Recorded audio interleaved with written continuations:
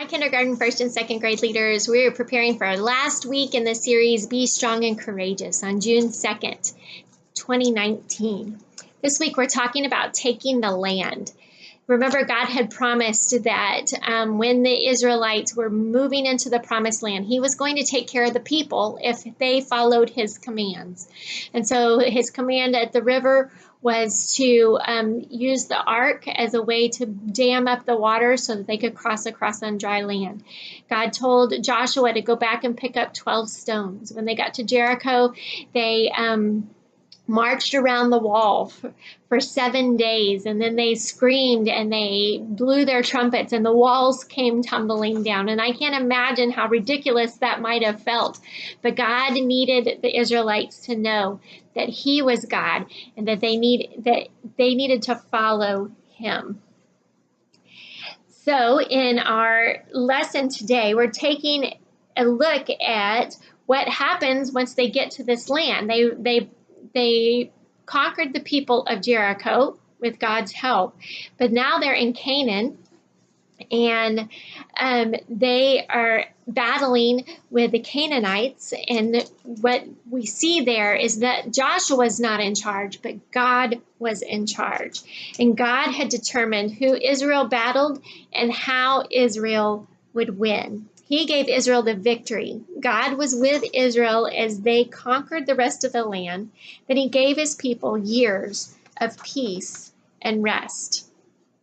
God fought for Joshua and the Israelites, saving them and giving them victory over their enemies. God gave them the land just as he had promised.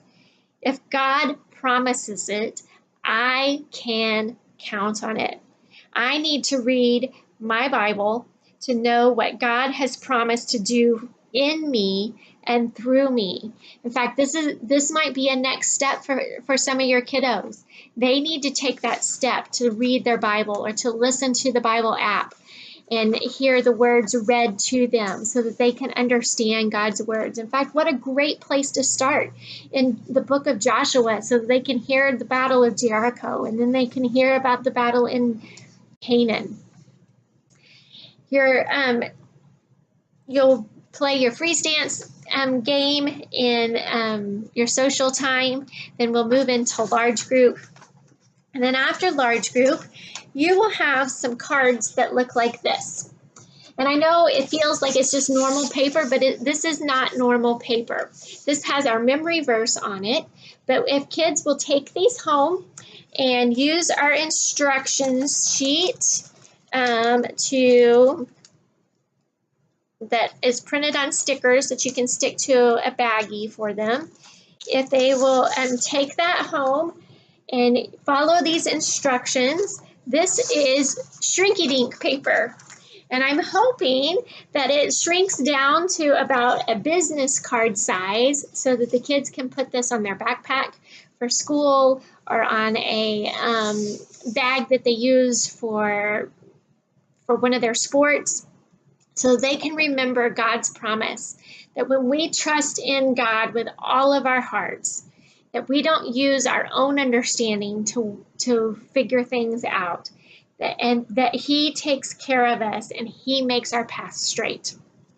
So the kids are going to get the chance to color these. I think that colored pencils work best, but you can also try markers. The markers may bleed though when this gets put in the oven, so best to use pencils, and then they can go around, like color around it too if they want to. This will shrink, I promise. This will shrink. My girls have done this in their science class at school. And then your memory verse activity, if you'd like to go over it one more time, is the puzzle, and those are the words on their card as well. And then you can pray and dismiss your kiddos when their parents are ready to come pick them up. Thank you so much for leading. Feel free to reach out to me if you need anything at any time.